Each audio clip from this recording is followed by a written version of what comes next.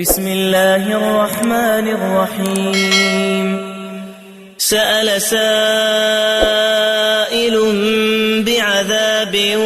واقع للكافرين ليس له دافع من الله ذي المعارج تعرج الملائكة والروح إليه في يوم كان مقداره 50,000 سنة فاصبر صبرا جميلا إنهم يرونه بعيدا ونراه قريبا يوم تكون السماء كالمهل وتكون الجبال كالعهن ولا يسأل حميم حميما يبصرونهم يود المجرم لو يفتدي من عذاب يومئذ ببنيه وصاحبته وأخيه وفصيلته التي تؤويه ومن في الأرض جميعا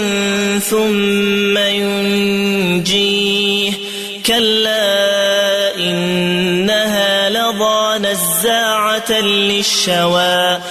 تدعو من أدبر وتولى وجمع فأوعى إن الإنسان خلق هلوعا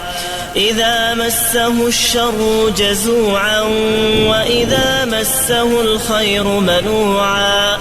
إلا المصلين الذين هم على صلاتهم دائمون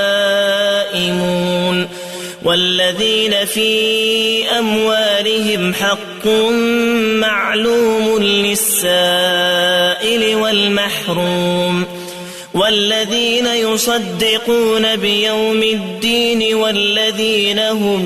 من عذاب ربهم مشفقون إن عذاب ربهم غير مأمون والذين هم لفروجهم حافظون إلا على أزواجهم أو ما ملكت أيمانهم فإنهم غير ملومين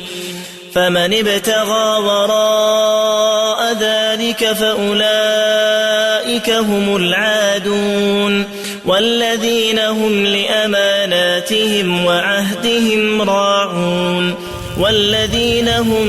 بشهاداتهم قائمون والذين هم على صلاتهم يحافظون أولئك في جنات